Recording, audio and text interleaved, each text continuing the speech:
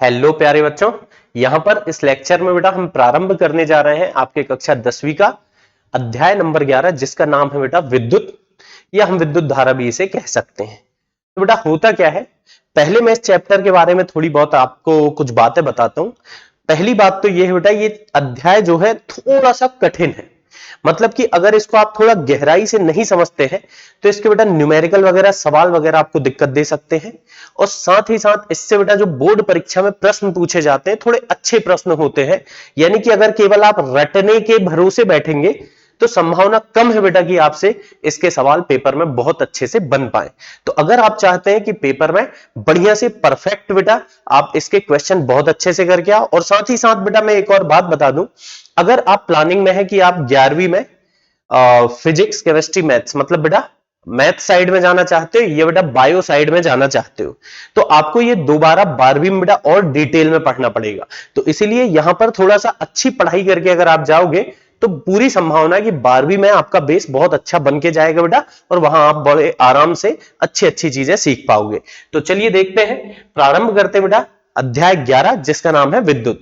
यहां पर बेटा चैप्टर थोड़ा सा डिटेल में ही पढ़ेंगे हम, और मैं आप लोगों से ये बोलना चाहूंगा कि आप भी इसे डिटेल में ही पढ़ें। मतलब इसको ऐसा ना सोचें कि प्रश्न उत्तर याद करके काम चला लो, क्योंकि बेटा गारंटी नहीं है कि प्रश्न क्या पूछा जाएगा। पता चल रहा है आप दो चार प्रश्न रट के गए और उनमें से नहीं आया तो दिक्कत हो सकती है। और एक बात समझ लोगे आप एक बार इस वीडियो को 10 से 15 मिनट तक देखते रहो, आपको खुद समझ में आ जाएगा कि चैप्टर अगर समझ लोगे तो आपको बेटा बढ़िया से इसके जो भी प्रश्न आएंगे आराम से बनने वाले।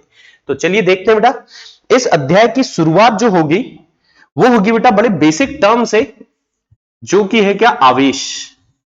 आवेश क्या होता है बच्चों, इस बारे में हमें समझना है, और आवेश के कारण ही यह अध्याय बना है। इस अध्याय का कारण ही है आवेश। तो आवेश है क्या बेटा, इसको समझने के लिए हम बिल्कुल बेसिक शब्द में जाएंगे। आपने बेटा परमाणु के बारे में पहले कभी ना कभी सुना ही होगा, 9वीं में बेटा विज्ञान में आपने सुना होगा, है ना।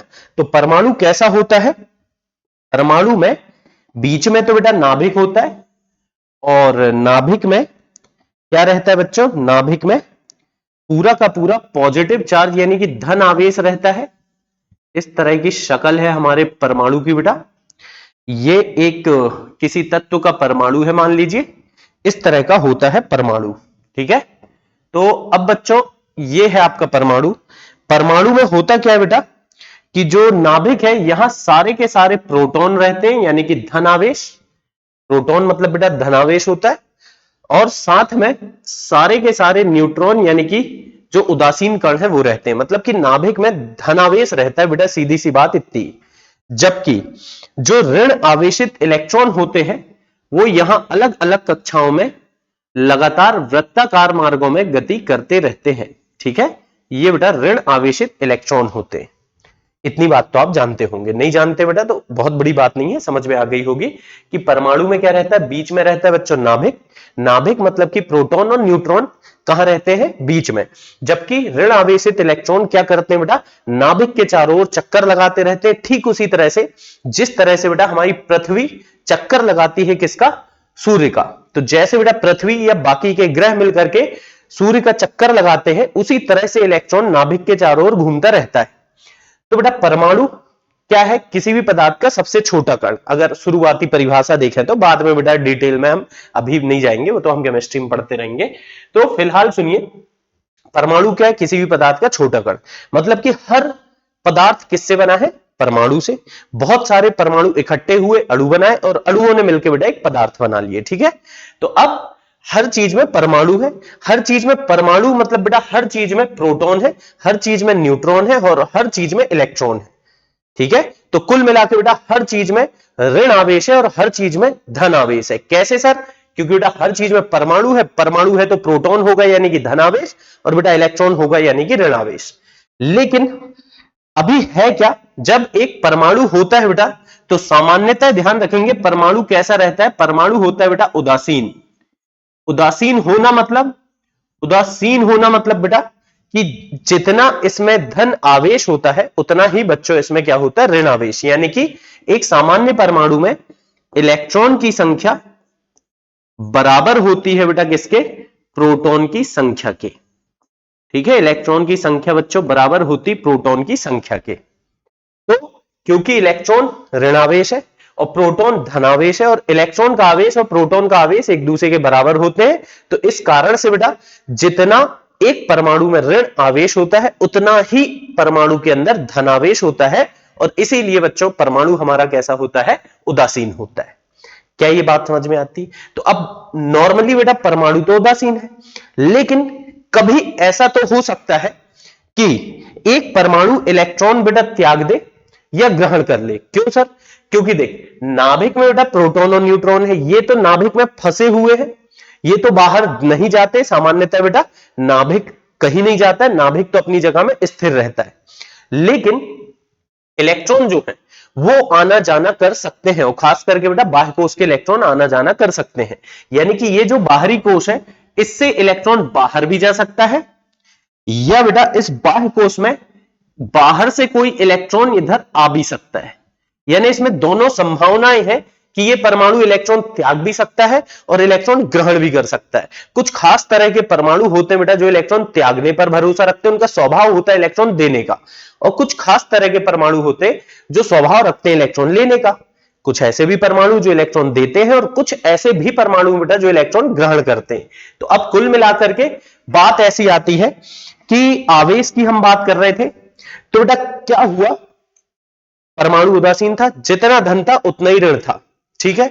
लेकिन अगर परमाणु ने मान के चलो बेटा इलेक्ट्रॉन त्याग दिया, अगर हमारे परमाणु में बच्चों परमाणु ने क्या किया, इलेक्ट्रॉन त्याग दिया, त्याग दिया मतलब किसी और को दे दिया, तो जब बेटा इसने इलेक्ट्रॉन त्याग दिया तो इसमें ऋण आवेश कम हो गया, और ऋण आवेश कम हो जाने के कारण हमारा यह परमाणु कैसा हो गया बेटा, धन आवेशित हो गया। परमाणु कैसा हो गया बच्चों, धन आवेशित हो गया, और हम कह सकते हैं कि अब इस परमाणु में आवेश आ चुका है। पहले तो परमाणु उदासीन था क्योंकि उसमें जितना धन था उतना ही ऋण था, लेकिन बेटा अब परमाणु में आवेश आ चुका है क्योंकि उसने इलेक्ट्रॉन त्याग के उसके ऊपर धन आवेश आ गया। अब उल्टा भी हो सकता है बेटा कि परमाणु इलेक्ट्रॉन ग्रहण कर ले। क्या कर ले बेटा, परमाणु इलेक्ट्रॉन ग्रहण कर लिया, ठीक है। तो अगर किसी परमाणु ने इलेक्ट्रॉन ग्रहण कर लिया बेटा तो क्या होगा, पहले तो सर जितना इलेक्ट्रॉन थे उतने ही प्रोटॉन थे, जितना ऋण था उतना ही धन था, लेकिन अगर एक इलेक्ट्रॉन ग्रहण कर लिया मतलब बेटा एक ऋण आवेश ग्रहण कर लिया, यानी कि इलेक्ट्रॉन की संख्या बढ़ गई, यानी कि बेटा परमाणु में ऋण आवेश आ गया। तो हम कह सकते हैं कि जो परमाणु है वो ऋण आवेशित हो गया। तो इस तरह से इलेक्ट्रॉन के आने या जाने से परमाणु में क्या आ जाता है बेटा, आवेश। और जब एक पदार्थ है उसके बेटा हर परमाणु में ऋण आवेश आया, मतलब हम बोलेंगे कि वह पदार्थ ही ऋण आवेशित हो गया। या बेटा कोई पदार्थ है जिसके हर परमाणु में धनावेश आया तो हम बोलेंगे कि वह पदार्थ धनावेशित हो गया। तो इस तरह से बेटा किसी भी परमाणु में या किसी भी पदार्थ में आवेश आने का मूल कारण क्या है, इलेक्ट्रॉन का आना या जाना, यानी कि हम कह सकते हैं इलेक्ट्रॉन का स्थानांतरण। तो पहली बात जो यहां पर बेटा नोट करने लायक मुझे लग रही है वो ये है कि किसी भी पदार्थ में आवेश क्यों आता है बेटा, तो किसी भी पदार्थ में इलेक्ट्रॉन स्थानांतरण के कारण, इलेक्ट्रॉन स्थानांतरण मतलब आना जाना, स्थानांतरण के कारण क्या हो जाता है बच्चों, वह आवेशित हो जाता है। अब आवेशित होता है मतलब कि दो तरह के आवेश हो सकते हैं, धनावेशित या ऋण आवेशित। तो ये बेटा छोटी सी लेकिन बहुत अच्छी बात है जो आपको याद रखनी चाहिए कि भाई साहब किसी भी पदार्थ में इलेक्ट्रॉन के स्थानांतरण के कारण, यानी कि इलेक्ट्रॉन के आने या जाने के कारण बेटा वह आवेशित हो जाता है। बढ़िया, चलिए आगे बात करते हैं। तो इस तरह से परमाणु में आ गया बेटा कोई ना कोई आवेश। अब सर आवेश आ गया, इससे होगा क्या, इससे बेटा आवेश आ जाने से उस पदार्थ में कुछ विद्युतीय गुण आ जाएंगे, या यह पदार्थ किसी और के विद्युतीय गुण को अनुभव कर पाएगा। तो आवेश हुआ क्या बेटा, अगर कोई मुझसे पूछे आवेश की परिभाषा क्या होगी तो मैं क्या लिखना चाहिए मुझे, तो मैं बड़े आराम से बोल दूंगा बेटा आवेश किसी पदार्थ का वह गुण है जिसके कारण वह विद्युतीय गुण उत्पन्न होते हैं, उसमें विद्युतीय गुण उत्पन्न होते हैं, या बेटा वह विद्युतीय गुण महसूस कर पाता है, अनुभव कर पाता है, उसे हम आवेश कहते हैं। एक बार फिर से सुनेंगे बेटा, आवेश किसी पदार्थ का वह गुण है जिसके कारण उसमें विद्युतीय गुण उत्पन्न होते हैं या वह विद्युतीय गुण का अनुभव कर पाता है, तो उसे हम क्या कहते हैं बच्चों, आवेश। अब ये विद्युतीय गुण का मतलब क्या है, ये तो जैसे जैसे अध्याय आगे बढ़ेगा आपको धीरे धीरे सारी कहानी समझ में आती चली जाएगी। तो आई होप बेटा इतनी बात समझ में आई होगी। तो चलिए देखते हैं, आवेश की परिभाषा हम नोट करना चाहेंगे। तो मैंने बेटा पहले से लिख रखा हूं ताकि आपका समय थोड़ा सा बचा सकूं मैं।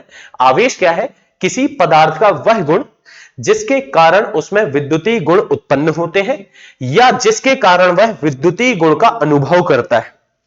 या तो विद्युतीय गुण उत्पन्न होते हैं या वह किसी और के विद्युतीय गुण को महसूस कर सकता है, उसका अनुभव कर सकता है, वही गुण जो है बेटा वही क्या है, आवेश है। चलिए आगे बढ़ते हैं हम और बात करते हैं बेटा आवेश की विशेषताएं। आवेश के बारे में थोड़ा बहुत बेटा हमें जानना जरूरी है, क्योंकि इसके बिना आप लोगों का ये चैप्टर बस बेटा रट्टू पोपट आप बन सकते हो लेकिन समझ नहीं पाओगे, है ना। अगर समझना है तो आवेश के बारे में थोड़ा बहुत तो आपको जानना पड़ेगा। तो पहली बात मैं ये बोलूंगा बेटा कि आवेश, अच्छा इलेक्ट्रॉन देना लेना कब होगा, तो हम सीधी सी बात बोलते हैं, दो पदार्थों में बेटा हम घर्षण कराएं। जब मैं दो पदार्थों को घिसूंगा, एक दूसरे से घर्षण कराऊंगा, तो इसमें क्या होगा, इलेक्ट्रॉन या तो इस पदार्थ से इसमें जाएंगे या बेटा इस पदार्थ से इसमें जाएंगे। जिससे इलेक्ट्रॉन गए उसमें धनावेश आ जाएगा और जिसमें इलेक्ट्रॉन आए बेटा उसमें उतना ही ऋणावेश आ जाएगा। कहने का मतलब समझिए, मान के चलिए मेरे पास ये कपड़ा है, ठीक है बेटा, इस कपड़े को मैंने लिया और भाई साहब ये है मेरे पास क्या, ये पेन है प्लास्टिक का बेटा, है ना। तो ये प्लास्टिक का पेन है और ये कपड़ा है। इस पेन और कपड़े के बीच में बेटा मैंने घर्षण कराया, ठीक है। तो जैसे ही बेटा हमने इसमें घर्षण किया तो घर्षण से हुआ क्या, हुआ ये कि इस कपड़े से इलेक्ट्रॉन पेन में चलेगा या पेन से इलेक्ट्रॉन कपड़े में चले गए। अगर बेटा कपड़े से इलेक्ट्रॉन पेन में गए तो पेन में इलेक्ट्रॉन ज्यादा हो गए, मतलब कि इसमें ऋण आवेश हो गया, और क्योंकि इससे इलेक्ट्रॉन चले गए तो इसमें क्या हो गया, धनावेश। या उल्टा हुआ कि पेन से इलेक्ट्रॉन कपड़े में गए तो क्या होगा, कपड़े में हो गया ऋणावेश और पेन में हो गया धनावेश। आती बेटा बात समझ में। ये चीज आप लोगों ने कहीं ना कहीं देखे होंगे, आप लोगों ने बेटा बचपन में ऐसा खेल खेले होंगे कि स्केल लो, अपने बेटा बालों पे ऐसे रगड़ लो आप, और रगड़ने के बाद क्या करो, एक हल्का कागज के टुकड़े के पास उसको आप लेके जाओ, तो आप देखोगे जो कागज का हल्का सा टुकड़ा है, छोटा सा टुकड़ा है, उसको वो स्केल अपनी तरफ खींचेगा। तो बेटा बचपन में हम उसे जादू के नाम से बोलते थे, लेकिन वो जादू नहीं बेटा, वो तो आवेश। जब आपने स्केल को अपने बालों से रगड़ा बेटा, तो रगड़ने से क्या हुआ, स्केल के इलेक्ट्रॉन बालों में गए या बेटा बालों के इलेक्ट्रॉन स्केल में आए, तो इससे बेटा स्केल में कोई ना कोई आवेश आ गया, या तो धनावेश आया या तो ऋणावेश आया। और अब आपने क्या किया, कागज का एक छोटा सा टुकड़ा लिया बेटा, उस टुकड़े को भी थोड़ा सा घिस लिया, पहले हाथ में घिस लिया तो उसमें भी आवेश आ गया। अब अगर आपका स्केल है धन और कागज है ऋण, तो जैसे ही बेटा इस स्केल को ले जाओगे कागज के पास, तो ये स्केल उसको क्या करेगा, अपनी तरफ खींचेगा। तो इस तरह से यहां पर आकर्षण हो जाएगा। तो कुल मिलाकर के बेटा आवेश के कारण ही विद्युतीय गुण होते हैं। चलिए देखते हैं आवेश की विशेषताएं। तो सबसे पहली बात बेटा हम बोलेंगे कि आवेश जो है दो प्रकार के होते हैं। आवेश कितने प्रकार के होते हैं बेटा, दो प्रकार के होते हैं। कौन कौन से दो प्रकार, आप लोगों को पता होगा बेटा। आवेश दो प्रकार के होते हैं, पहला होता है क्या, धन आवेश, और दूसरा होता है बच्चों क्या, ऋण आवेश। पहला होगा क्या, धन आवेश, और बच्चों दूसरा होगा क्या, ऋण आवेश। ठीक है, ऋण आवेश। अब ठीक है भाई साहब, अब आवेश दो प्रकार के हैं। दूसरी बात कि अगर कोई दो समान आवेश, समान आवेश कहने का मतलब क्या है बेटा, एक धन है तो दूसरा भी धन होना चाहिए, और एक ऋण है तो दूसरा भी ऋण होना चाहिए। अगर दो समान आवेश धन धन या ऋण ऋण एक दूसरे के करीब आएंगे बेटा, तो उनमें होगा प्रतिकर्षण, यानी कि बेटा उनमें होगा दुश्मनी, वो एक दूसरे को धक्का देंगे, उनमें प्रतिकर्षण होगा बेटा। तो हमने क्या बोला, दो समान आवेशों में सदैव क्या होगा मेरे बच्चों, प्रतिकर्षण। जबकि एक धन ले आओ दूसरा बेटा ऋण लिया, विपरीत आवेश है तो बेटा उनमें आकर्षण होगा, जैसे इंसानों में होता है। समान समान आवेश बेटा एक दूसरे को क्या करते हैं, प्रतिकर्षित करते हैं, मतलब कि एक दूसरे को धक्का देते हैं, उनमें दुश्मनी होती। जबकि विपरीत आवेशों में बेटा प्यार होता है, यानी कि वो एक दूसरे को बराबर आकर्षित करते हैं। ठीक है, तो यही हमारा दूसरा पॉइंट है कि समान आवेशों में, याद रखेंगे बेटा छोटी छोटी बातें हैं लेकिन यही आपके चैप्टर का बेस तैयार करके देंगी, है ना। तो समान आवेशों में प्रतिकर्षण प्रतिकर्षण तथा विपरीत आवेशों में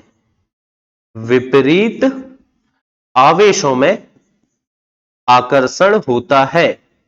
विपरीत आवेशों में आकर्षण होता है। ये बात बेटा छोटी सी लेकिन बड़े काम की है कि आपको हमेशा ध्यान रखना पड़ेगा कि अगर कोई भी दो समान आवेश एक दूसरे के करीब आते हैं, धन धन या ऋण ऋण एक दूसरे के करीब आएंगे बेटा, तो इनमें क्या होगी, दुश्मनी। दुश्मनी कहने का मतलब बेटा क्या होगा, इनमें प्रतिकर्षण। ये एक दूसरे को बेटा धक्का देंगे, एक दूसरे को दूर भगाएंगे। ठीक है, पसंद नहीं करते ये एक दूसरे को। लेकिन वहीं बेटा विपरीत आवेश अगर आ गए तो अब इनमें क्या होगा बेटा, इनमें होगा प्यार। प्यार होगा कहने का मतलब कि इनमें बच्चों होगा आकर्षण। ठीक है, बिल्कुल सही बेटा। तो ये बात आपको ध्यान रखना है। चलिए आगे बढ़ते हैं हम। अब बेटा दुनिया का सबसे छोटा आवेश कौन सा है, कि भाई पहली बार किसी ने देखा होगा कि सबसे छोटा आवेश क्या होगा। तो बेटा अब भी मैंने आपको बताया आवेश आया कहां से। आवेश तो आया सर इलेक्ट्रॉन के आने या जाने से। तो बेटा कम से कम कितना इलेक्ट्रॉन आ या जा सकता है, तो हम जानते हैं बेटा कम से कम एक इलेक्ट्रॉन आ जा सकता है। तो मतलब दुनिया का सबसे छोटा आवेश एक इलेक्ट्रॉन का आवेश है। मान लीजिए मैंने दो चीजों को रगड़ा बेटा, उनको आपस में घिसा, तो क्या हुआ, घर्षण के कारण एक इलेक्ट्रॉन इधर से उधर चला गया। तो एक इलेक्ट्रॉन जब इधर से उधर गया तो एक इलेक्ट्रॉन का जितना भी आवेश है उतना इसमें धन आ गया बेटा, क्योंकि इनने दिया तो इसमें धन आ गया, और इनने लिया तो उतना ही उसमें क्या आ गया, ऋण। तो मतलब हम बोल सकते हैं बेटा कि एक इलेक्ट्रॉन का आवेश न्यूनतम संभव आवेश होता है। न्यूनतम संभव आवेश होता है, मतलब इससे कम बेटा कोई भी आवेश संभव नहीं होता है। ठीक है ना। तो कम से कम एक इलेक्ट्रॉन का आना जाना संभव, इसलिए न्यूनतम संभव आवेश कितना है बेटा, एक इलेक्ट्रॉन का आवेश। और अब बच्चों हमें याद रखना पड़ेगा एक इलेक्ट्रॉन का आवेश जो होता है, एक इलेक्ट्रॉन का आवेश, इसका मान बच्चों हमें ध्यान रखना पड़ेगा, ये होता है 1.6 × 10⁻⁻19 कूलाम। ठीक है बेटा, सी मतलब क्या है, कूलाम। अगला पॉइंट मैं ये बताने ही वाला था लेकिन बेटा बात यहीं आ गई तो यहीं सुन लीजिए। आवेश की जो एसआई इकाई होती है बच्चों वो क्या होती है, कूलाम। तो अगला पॉइंट ये लिख ही देता हूं मैं, क्या है कि आवेश की एसआई इकाई बेटा, एसआई इकाई क्या होती बच्चों, कूलाम होती है, कूलाम। अब देखो ऐसे भी लिखा मिल सकता है किसी किताब में, इसलिए मैंने ऐसा लिख दिया। ये बेटा ऐसे भी मिल सकता है, आप ऐसे लिखें कोई दिक्कत नहीं है ना, ऐसे भी लिख देंगे तो कोई बुराई नहीं, कोई दिक्कत नहीं। इसको हम सी से प्रदर्शित करते हैं, कूलाम को किससे करते हैं बेटा, सी से होता है। ठीक है बच्चों, तो याद रखने की बात है कि न्यूनतम संभव आवेश कितना है, एक इलेक्ट्रॉन का आवेश, और बेटा एसआई इकाई क्या होती है इसकी, कूलाम। ठीक है बेटा, चलिए थोड़ी बहुत और बातें करते हैं अपन, जो बिल्कुल बेसिक बातें हैं। मान के चलिए बच्चों एक कोई आवेश यहां पर रखा हुआ है, ठीक है, ये आपका मान लो +Q आवेश है, धन आवेश है बेटा, यहां रखा हुआ है। अच्छा, तो धन आवेश है तो कुछ ना कुछ एरिया होगा बेटा, कुछ ना कुछ ऐसा क्षेत्र होगा जहां तक हम इस आवेश के प्रभाव को महसूस कर सकते हैं। मान लो बेटा इस आवेश के चारों तरफ का ये जो क्षेत्र है यहां तक इसके प्रभाव को महसूस किया जा सकता है। जैसे बेटा मान लो आप हो तो आपका भी अपने मोहल्ले में बेटा, अपने घर में दबदबा होगा, आपके प्रभाव को बेटा हम महसूस कर सकते हैं। आप बोलोगे कि सर आप मेरे गली में आओ, तब पता चलेगा मेरी ताकत कितनी है। ये बेटा हम पिक्चर में देखते हैं, जो डॉन लोग रहते हैं उनका इलाका होता है ना, तो उनका जो एरिया होता है वहां तक उनका दबदबा होता है, मतलब वहां उनका कोई बाल भी बांका नहीं कर सकता है। तो बिल्कुल बेटा ये वो जगह है, ये वो स्थान है जहां तक इसके विद्युतीय प्रभाव को मैं महसूस कर सकता हूं। तो ये जो जगह है बेटा, ये जो स्थान है, इसको मैं क्या बोलूंगा? इसका बेटा मैं बोलूंगा विद्युत क्षेत्र।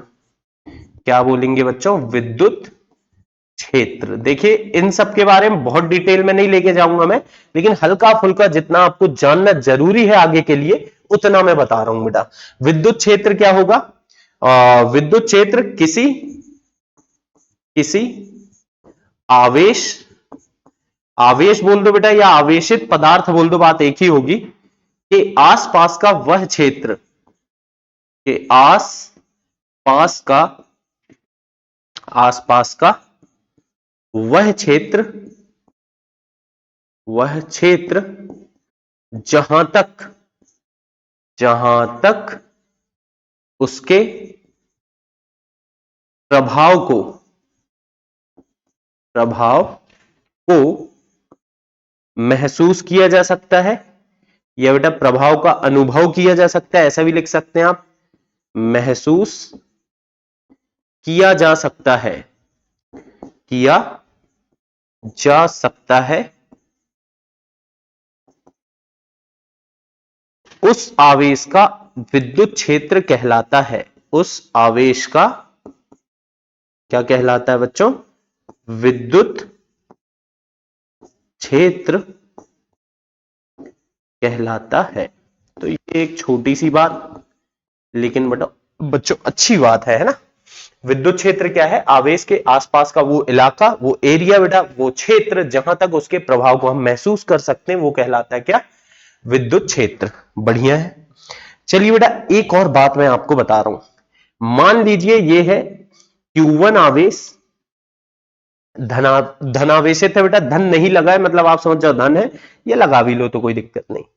एक दूसरा आवेश है बेटा, ये भी धनात्मक है, लेकिन ये है Q2, ठीक है। तो अभी क्या होगा बच्चों? थोड़ा सा एक बात को अपन करते हैं। ये दोनों आवेश है एक दूसरे से बच्चों कुछ दूरी पर रखे हुए हैं, तो होगा क्या? होगा ऐसा कि ये भी धन है, ये भी धन है। धन धन में क्या होता है? हमने पढ़ा है बेटा, प्रतिकर्षण होता है। ये धन इस धन को धक्का देगा और ये धन इस धन को धक्का देगा, समझ गए बेटा? तो ये धन इस धन को बेटा उस तरफ धकेलेगा, यानी धन धन में प्रतिकर्षण बल बेटा इस तरफ लगेगा। ये क्या लगेगा? प्रतिकर्षण बल। बल को बेटा हम F लिखते हैं, फोर्स बोलते हैं, इसलिए F लिख रहे हैं। अब ये धन इस पर बेटा किस तरफ लगाएगा? ये धन इस धन को इधर धकेलेगा बेटा, प्रतिकर्षण होता है समान आवेशों में, तो इसमें जो बल लगेगा बेटा इस तरफ लगेगा।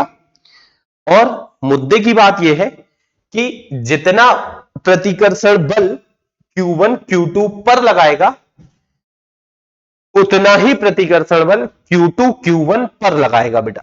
आई होप आपको समझ में आ गया होगा। जितना बल ये इस पे लगाएगा उतना ही ये इस पे लगाएगा, समझ गए बात को? अब अगर सर